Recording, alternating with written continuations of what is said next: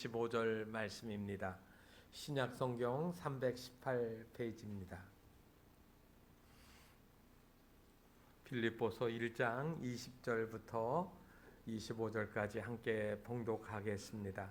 나의 간절한 기대와 소망을 따라 아무 일에든지 부끄러워하지 아니하고 지금도 전과 같이 온전히 담대하여 살든지 죽든지 내 몸에서 그리스도가 존귀하게 되게 하려 하나니 이는 내게 사는 것이 그리스도니 죽는 것도 유익함이라.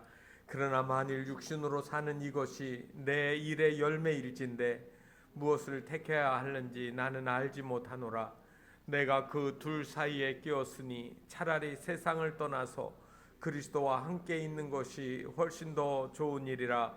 그렇게 하고 싶으나 내가 육신으로 있는 것이 너희를 위하여 더 유익하리라. 내가 살 것과 너희 믿음의 진보와 기쁨을 위하여 너희 무리와 함께 거할 이것을 확실히 아노니. 아멘. 이제 하이엘 찬양단의 오 신실한 주 찬양 읽겠습니다.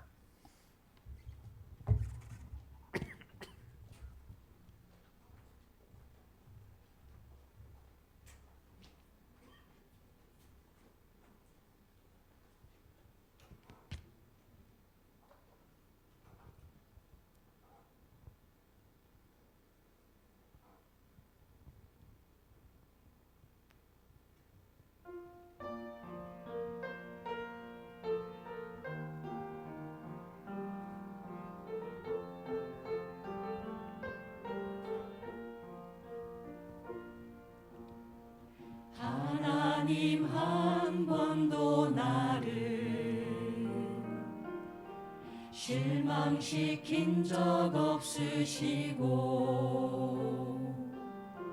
언제나 공평과 은혜로 나를 지키셨네.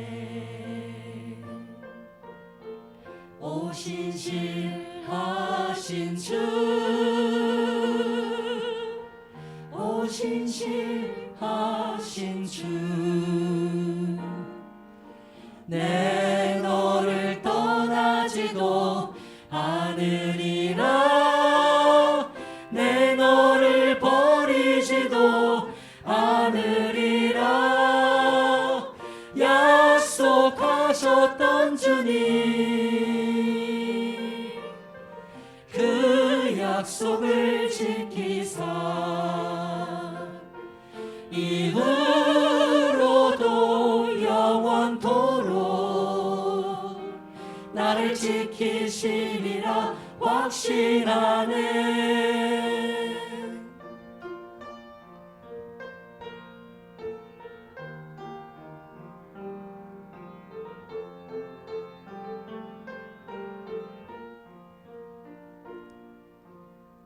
지나온 모든 세월도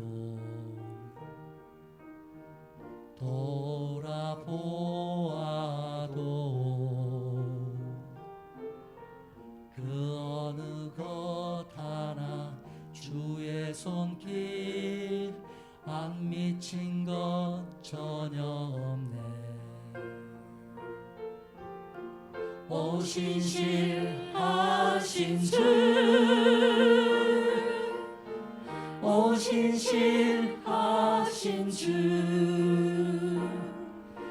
내 너를 떠나지도 않으리라.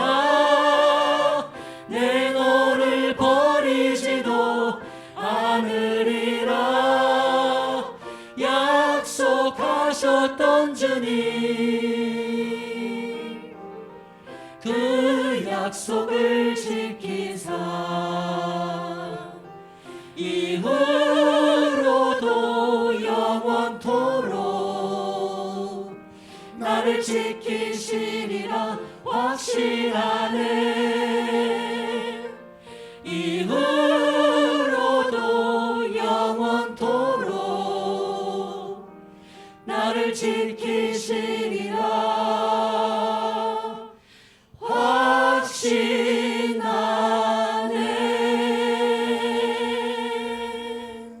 아멘. 아멘, 아멘, 할렐루야. 신실하신 주, 신실하다는 말은 맡길 수 있다라는 말입니다. 우리가 하나님께 나의 삶을 맡길 수 있는 그러한 삶이 되시기를 바랍니다. 헝가리의 작곡가 레조 세레스가 1933년에 End of the World라고 하는 세상 끝이라고 하는 그런 노래를 발표를 했습니다.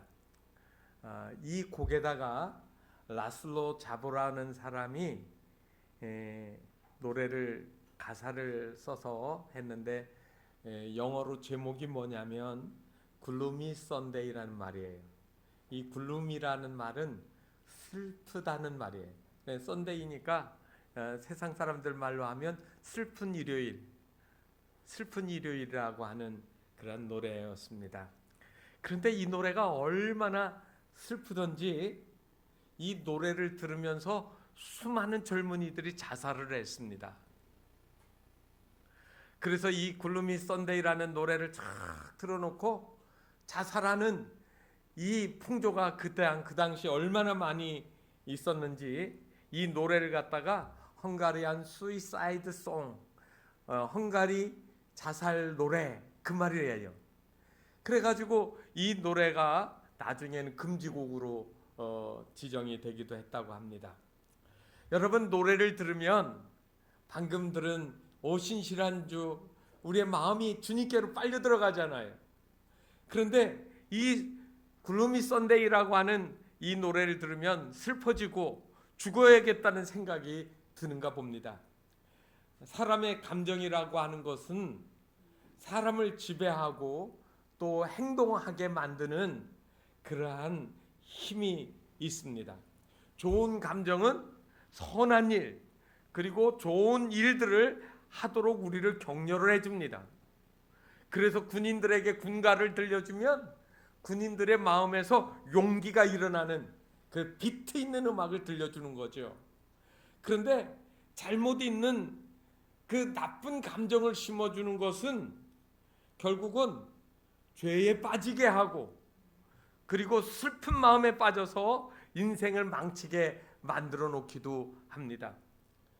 분노라고 하는 것은 내가 타인을 파괴하는 일이 되어지고요. 슬픔은 자기 자신을 파괴하는 그러한 감정이라고 이야기를 합니다. 여러분, 사람에게 있어서 가장 소중한 것이 무엇일까요? 여러분 다 압니다. 생명, 목숨이라고 이야기합니다.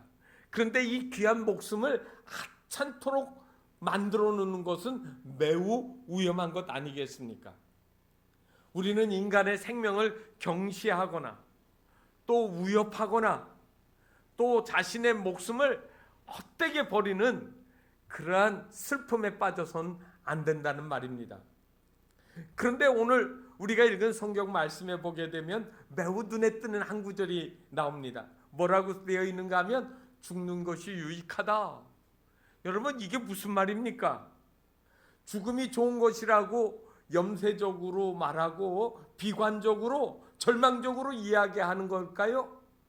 이거는 죽음을 찬미하는 죽음의 미학일까요? 왜 성경에 죽는 것이 유익하다라고 말을 했을까요? 여러분, 사도 바울이 이 말하는 것은 어떤 의미에서 했는지 오늘 이 의미를 우리가 함께 생각해 보려고 합니다. 바울은 생명의 위협을 늘 가지고 있었던 사람입니다. 붙잡혀 매를 맞기도 하고 거의 죽을 뻔한 상태로 버려지기도 했습니다. 사도행전 14장 8절에 보면 누스트라에 가서 전도를 할 텐데 발을 쓰지 못한 한 사람이 있었어요. 그래서 이 사람도 성경에 보게 되면 나면서부터 걷지 못하게 되어 걸어본 적이 없다. 성전 비문에 앉아 있던 거린하고 똑같은 상황 아닙니까? 그런데 사도 바울이 그 루스트라에서 이 안진뱅이를 보고 그를 일어나 걷게 만들어 놨습니다. 그랬더니 사람들이 뭐라고 했어요? 신들이 내려왔다. 그래서 바나바는 수수는 제우스를 가리키는 말이에요. 그리고 이 바울은 허메, 이 허메는 헤르메스라고 하는 웅변의 신을 가리켜서 지금 말 잘하는 바울은 아마 허메 신이고, 저 말 않고 뒤에 서 있는 바나바는 그거는 신들 중에 제일 으뜸인 제우스 신이라고 하면서 소를 끌고 와서 제우스 신전에서 그 앞에서 제사를 드리려고 하는 거예요.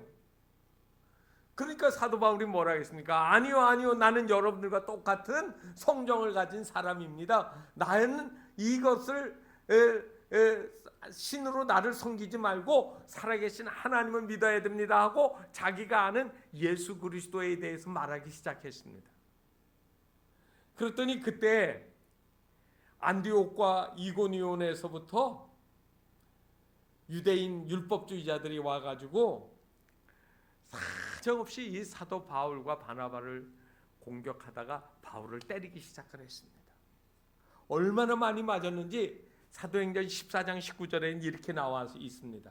무리를 충동하니 그들이 돌로 바울을 쳐서 죽은 줄로 알고 돌을 들어가지고요 신성모독을 했다고 확 던져서 돌을 얼마나 많이 맞았는지 쓰러져 가지고 미동도 하지 않습니다. 이쯤이면 죽었다고 생각한 거예요. 그래서 이 사도 바울을 그들이 번쩍 들어다가 죽은 시체를 저 성 바깥에 있는 시외에다가 집어 던져놨습니다. 그래서 이 바울의 제자들이 장례를 치르려고요 그 시외에 버려진 사도 바울을 이렇게 둘러싸고 있는데 이 죽은 것 같았던 사도 바울이 부시시 깨어나가지고 일어나는 겁니다.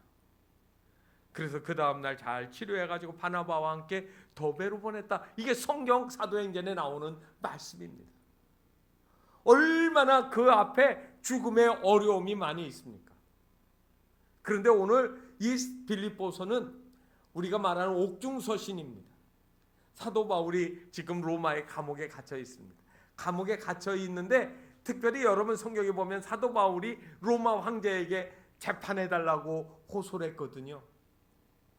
그래서 황제의 재판은 둘 중에 하나예요. 석방되든지 죽든지, 사형을 당하든지 아니면 그저 무죄로 풀려나든 둘 중에 하나예요. 뭐 거기에 집행유예, 뭐 징역, 뭐 선고유예 뭐 이런 거 없어요. 그러니까 지금 사도 바울은 그의 삶의 경계선에 있는 겁니다. 삶과 죽음. 그래서 오늘 성경에 보면 살든지 죽든지라고 하는 말이 그래서 나오는 겁니다. 여러분, 그런데 우리도 늘 절박하게 그렇게 살아가는 거 아닙니까? 우리가 덜 느끼고 많이 알지 못하지만 우리 언제든지 중앙선이 나눠져 있는 도로를 확 가는데 상대방에서 술 먹은 차가 갑자기 중앙선을 넘어서 내 차를 들이받으면 그때 아소리도 못하고 떠날 수 있는 것이 우리 인생 아닙니까? 그런데 내가 이 중앙선으로 바로 마주보고 오는 차를 옆에 두고 달려가면서도 나는 괜찮을 거야 라고 늘 생각하고 이게 법이니까 이게 규칙이니까 라고 생각하고 가는 거예요. 여러분, 그런데 사도 바울은 지금 이 감옥에서 살느냐 죽느냐 하는 이 중요한 기로에서 그가 생각하고 있는 것이 있습니다. 사형을 선고받게 되면 나는 어떻게 할 것인가? 물론 석방돼서 풀려나기를 원하지만 죽을 수도 있는데 어떻게 할 것인가? 여러분 어떻게 하시겠습니까? 오늘 이 말씀들은 사도 바울이 나는 사는 것이 너무 힘들어서 가는 곳곳마다 배척을 당하고 멸시를 당하고 죽임을 당하고 죽음의 위협을 당하는 이것이 차라리 죽는 게 좋아, 그래서 죽는 것이 유익하다라고 죽음을 찬미하는 것일까요? 여러분, 세상 사람들은 이렇게 얘기합니다. 개똥밭에 굴러도 이승이 낫다. 이 이승이라는 말은 산 세상을 말하는 거예요. 그저 험하게 살아도 나는 살아있는 게 낫다라는 말이죠. 전에 하는 말로. 여러분, 죽은 정승보다 뭐가 나요? 살아있는 그 집에 개가 나요. 그러니까 이 살아있는 게 더 가치 있는 거예요. 얼마나 우리가 여러분 인생을 살아가면서 살려고 몸부림치고 있습니까? 그런데 오늘 어쩌자고 사도 바울이 죽는 것도 괜찮다라고 이야기할까요? 실제로 어떤 종교에서는 죽음의 세계를 아름다운 것으로 미화를 많이 합니다. 이슬람의 꾸란 3장 169절이라는 것을 이렇게 보니까 알라의 길에서 순교하는 자가 죽었다고 생각하지 말라. 그들은 알라의 양식을 먹으며 알라의 곁에 살아있노라. 이거 가만히 읽어보니까요, 무슨 생각이 드느냐면 우리 그리스도인들이 죽으면 천국에 가서 하나님, 이 아랍어로 알라는 하나님이거든요. 그거하고 똑같네, 이렇게 생각을 했어요. 그런데 이 구절들을 죽음을 해석하는 이 꾸란의 해설서가 하디스라는 것이 있는데, 여기에 보니까 이렇게 설명을 해놨어요. 피를 흘려서 지하드, 신을 위해서 싸우다가 죽는 자는 죄의 값이 피를 흘리는 순간에 다 사해져서 지옥에서 천국으로 가고, 그리고 더 큰 위험이나 테러에서부터 보호함을 받는다.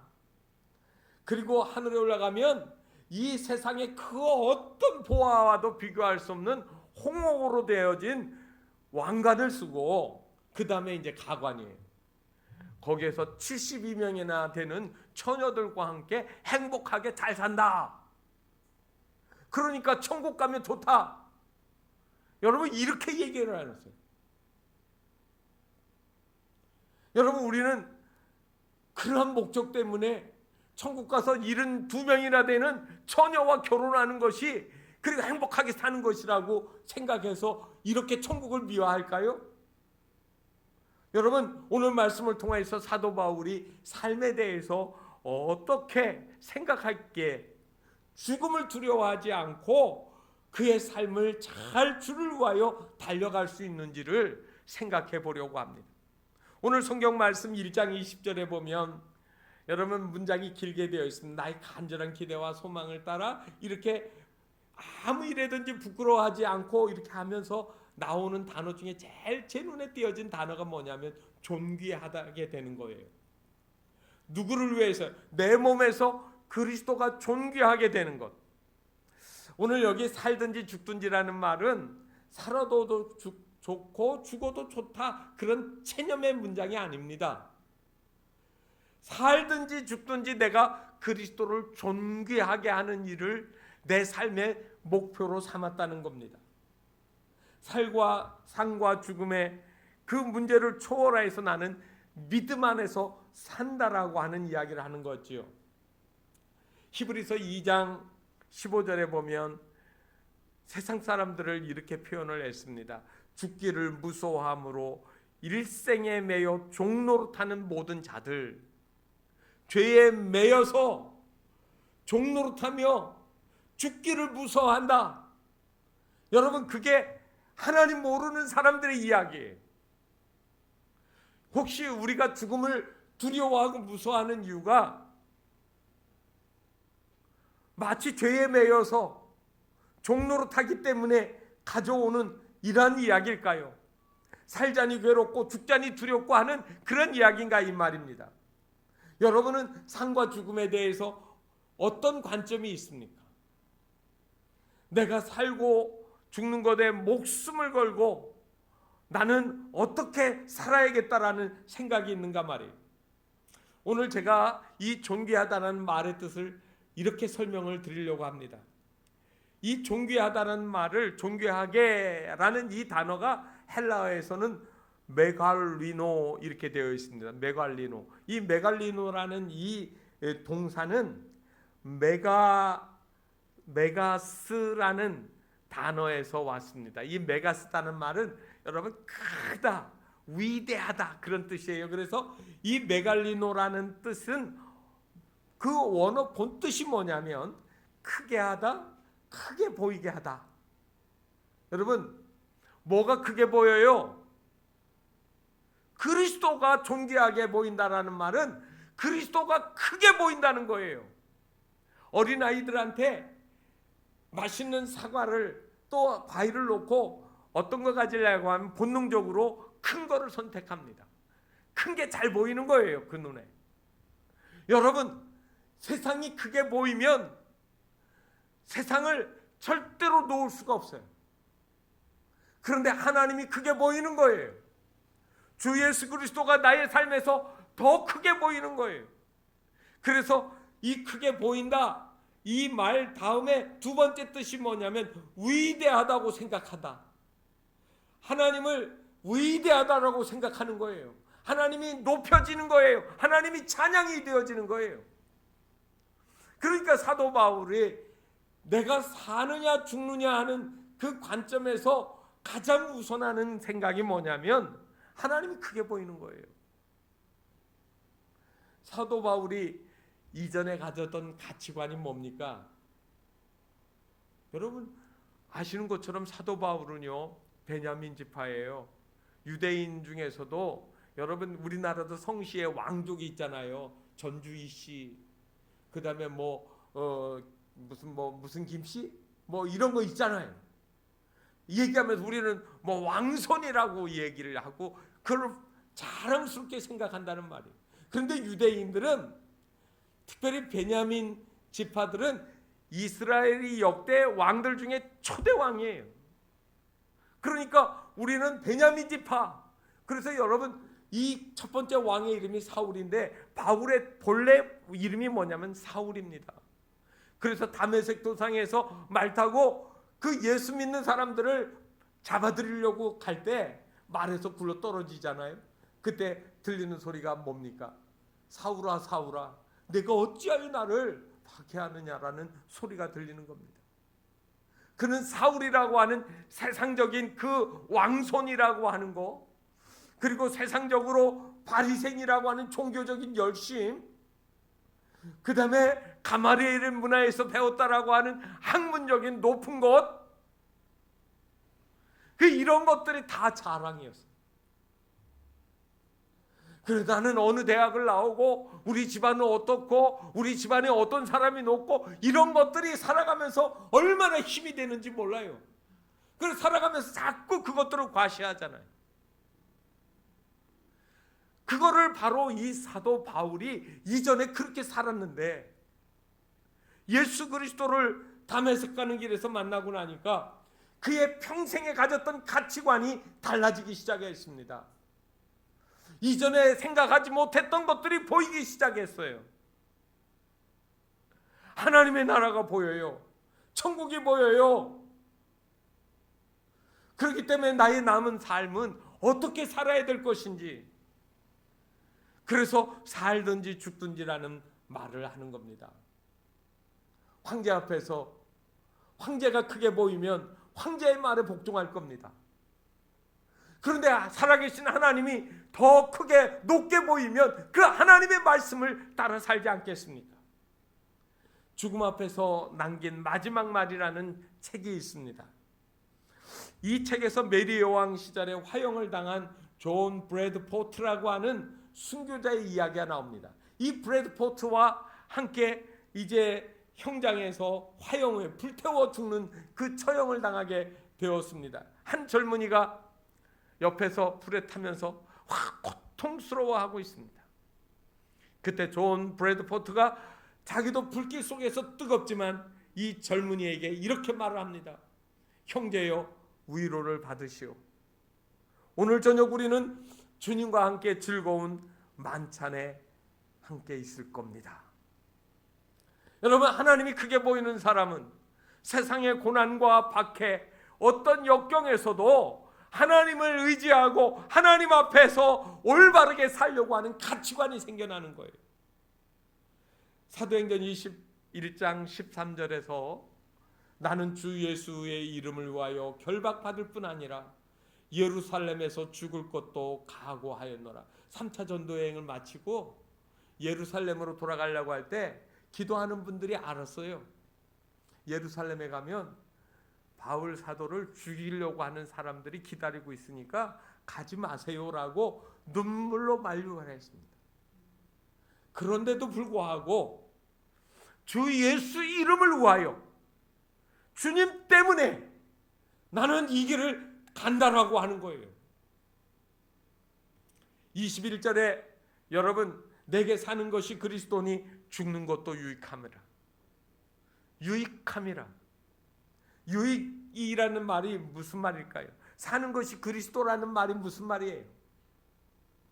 사는 것이 그리스도라는 말은 나는 그리스도를 위하여 사는 삶을 산다, 또는 그리스도가 삶의 구원이라는 그런 말 아니에요.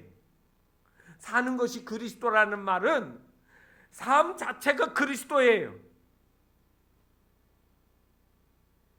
그리스도인들이 그리스도와 연합하니까 이제부터는 그렇게 따라가는 거예요. 여러분, 비행기를 타면 비행기가 날아가잖아요. 그러면 내가 그 안에 있으면 나는 그 비행기 안에서 비행기와 함께 사는 거예요.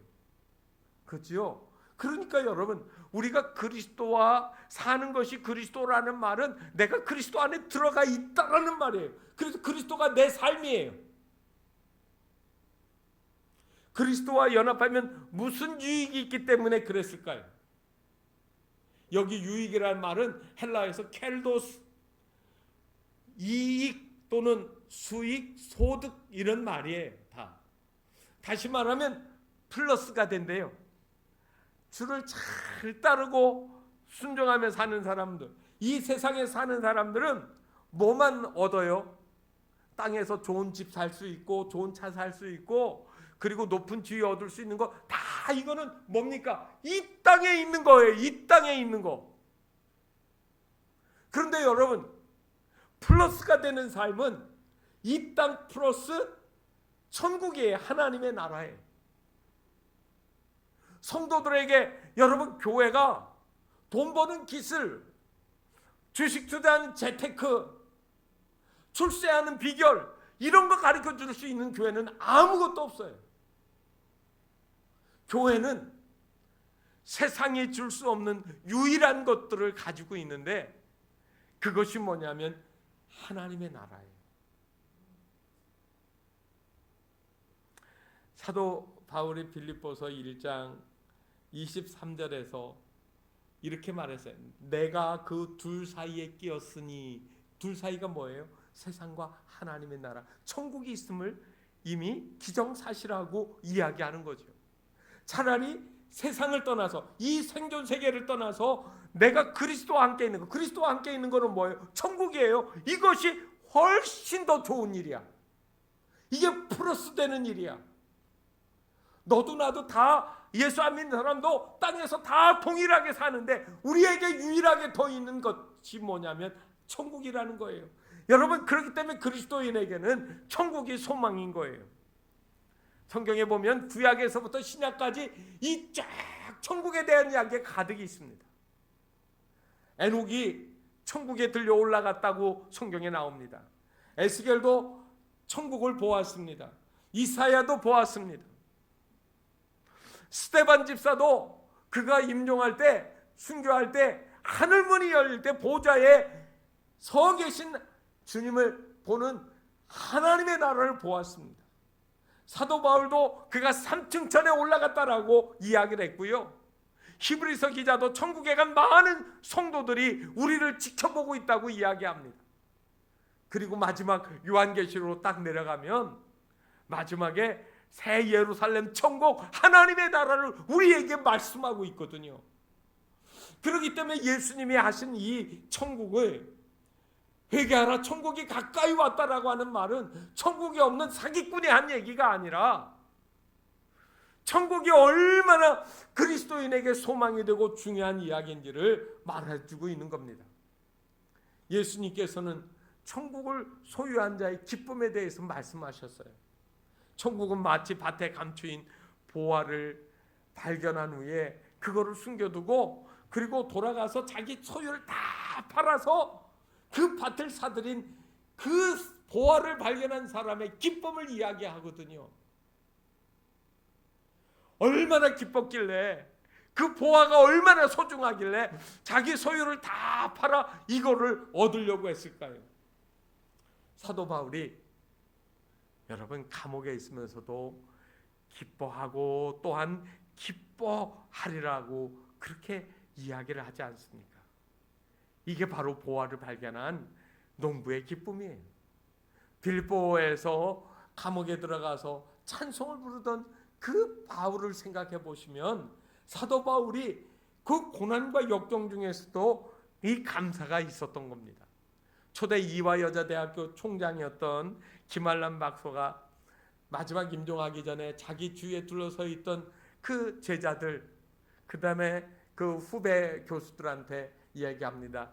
이제 학교장을 치르게 되어질 거 아니겠어요? 죽으면 아마 그의 유해를 실은 그 운구행렬이 학교 교정을 지나갈 때 그 할 것을 다 마음에 생각하고 이렇게 얘기했습니다.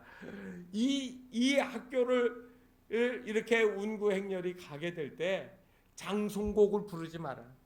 대신 행진곡을 불러달라고 했습니다. 성경에 보면 선한 싸움 다 싸우고 의의 면류관 새 예루살렘 성에서 그 찬송을 불러달라고 한 거예요. 지금 천국으로 가는 거예요. 승리의 길로 가는 거예요. 여러분, 천국이 없으면 어떻게 그런 생각을 할 수 있어요? 길손주 목사님이 임종할 때 그의 주변에 둘러있던 교우들한테 얘기했습니다. 지금 천국에서 전보가 왔어요. 빨리 오라고 하네요. 나 이제 가볼게요. 이 다음에 만나요. 천국이 보여요. 여러분, 그렇기 때문에 이 하나님의 나라가 그리스도인에게 유익되는 거예요. 플러스예요. 혹시 예수 그리스도를 믿으면서 아직 천국이 그게 어디서 눈에 보여? 성경을 보세요. 성경은 살아있는 하나님의 말씀이고 우리 신앙의 최고의 권위예요. 이 하나님의 말씀이 안 믿어지면 천국이 나의 유익이 아니에요. 플러스가 아니란 말입니다. 그래서 둘 사이에 끼어 있지만 내가 훨씬 더 좋은 일을 소원한다. 자, 그래서 죽는 것도 유익이라. 죽는 것이 유익이라. 그러면 이 말은 무슨 말일까요? 이 천국 소망을 가지고 그럼 됐다, 빨리 죽어라 이야기일까요? 많은 사람들이 목사님 그렇게 좋은데 빨리 돌아가시죠. 천국 가시죠. 여러분, 여기에서 제가 중요한 말씀을 드리겠습니다.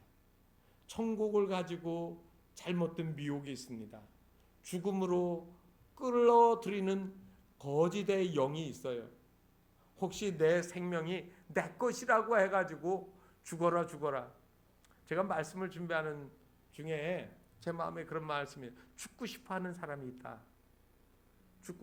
사실은 제가 오늘 이 설교를 준비할 때 순교자주의를 생각하면서 준비하다가 천국 설교를 해야겠다라고 이 말씀이 바뀌더라고요. 혹시 살면서 내가 이제 죽어버려야겠다라고 생각하시는 사람이 있으면 생각을 바꾸셔야 돼. 그건 하나님의 생각이 아니에요. 하나님이 주신 생각이 아니라고요. 천국은 분명히 있고 분명히 이 세상보다 더 좋지만, 그러나 나는 죽는 것이 더 좋아. 빨리 천국 가고 싶다. 이렇게 생각하는 사람은 그거는 정상적인 신앙이 아니에요. 어느 목사님께서 교인 가정에 있던 장례 이야기를 하셨습니다. 시어머니가 돌아가실 때가 되어서 임종을 지키려고 모든 가족이 둘러 앉았습니다.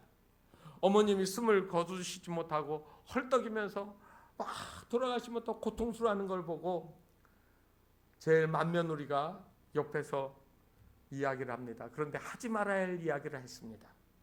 어머니, 이제 천국 가시게 되니 너무 걱정하지 마세요. 거기 아버님도 있고 친구분들도 계시잖아요. 거긴 눈물도 고통도 아픔도 없어서 언제나 좋은 시간만 보낼 수 있으니까요. 어머니 얼마나 좋으세요. 여러분, 성경에 있는 대로 말했지요. 틀린 말이 하나도 없어요. 거기 눈물도 고통도 한숨도 없어요.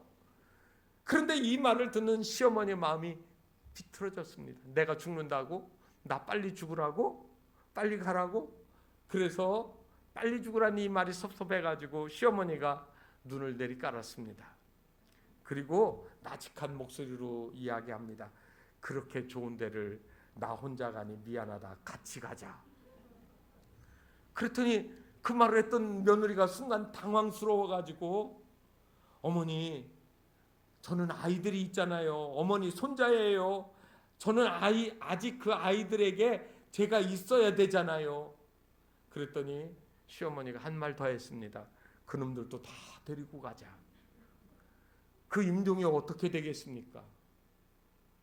여러분, 천국 가고 싶다고 하면 저를 위해서 열심히 천국 가게 해주세요. 기도하시는 거 그거 잘못하시는 거예요. 여러분, 천국 소망이 분명한 것 같은데 미혹적인 것은 현세를 부정하는 거예요. 염세주의에 빠지는 거잖아요. 성경을 잘 보세요. 엘리야 선지자가 얼마나 힘들었던지 이런 이야기를 했습니다. 차라리 죽여주세요. 로덴나무 밑 누워가지고 차라리 죽는 게 나아요. 차라리 나 좀 죽여주세요라고 이야기를 했습니다. 그랬더니 하나님의 사자가 어떻게 해요? 와서 어루만지면서 일어나라. 그리고 갈 길을 가라고 일으켜 세우세요.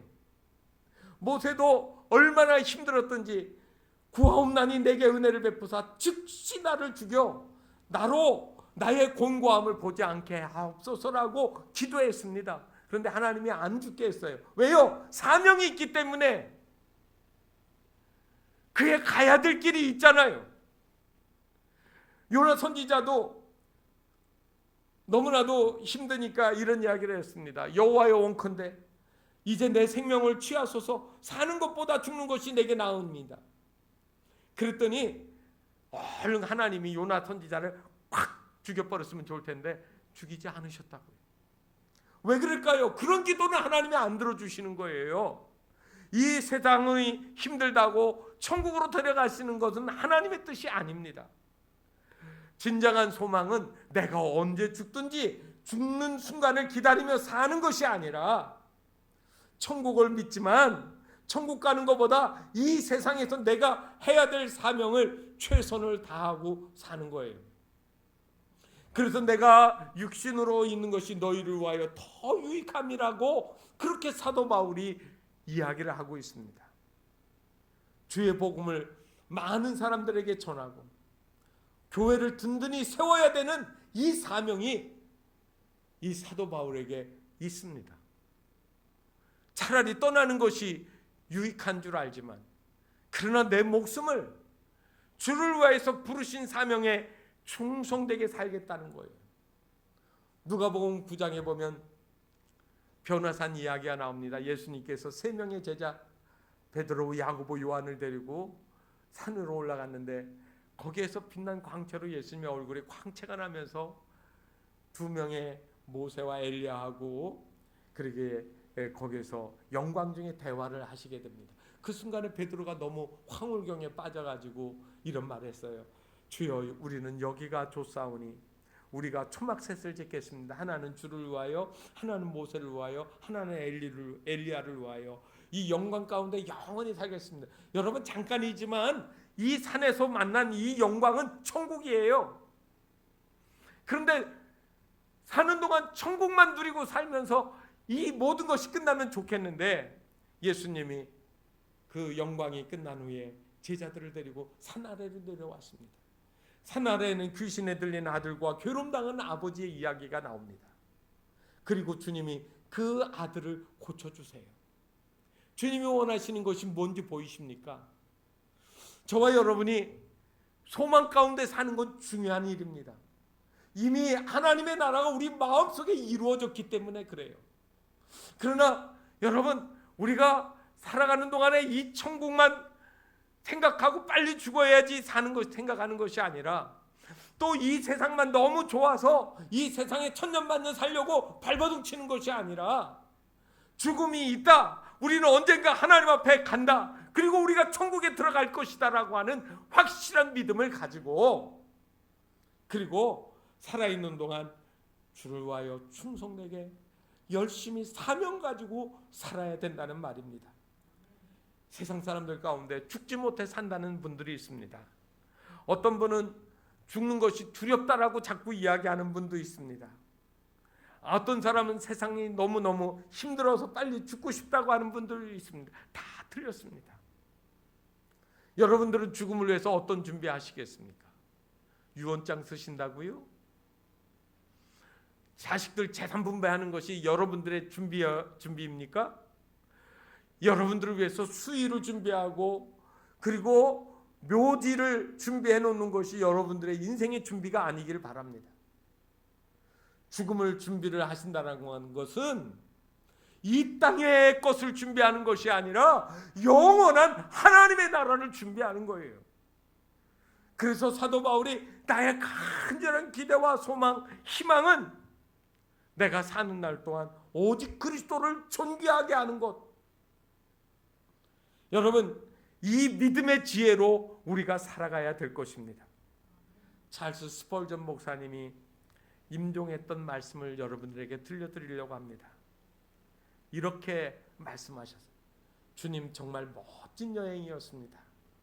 이제부터 더 멋진 여행이 될 줄 믿습니다. 아멘. 이렇게 하고 돌아가셨대요.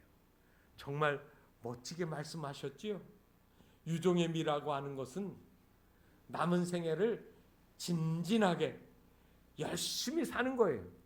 그리고 그 다음에는 어떻다고요?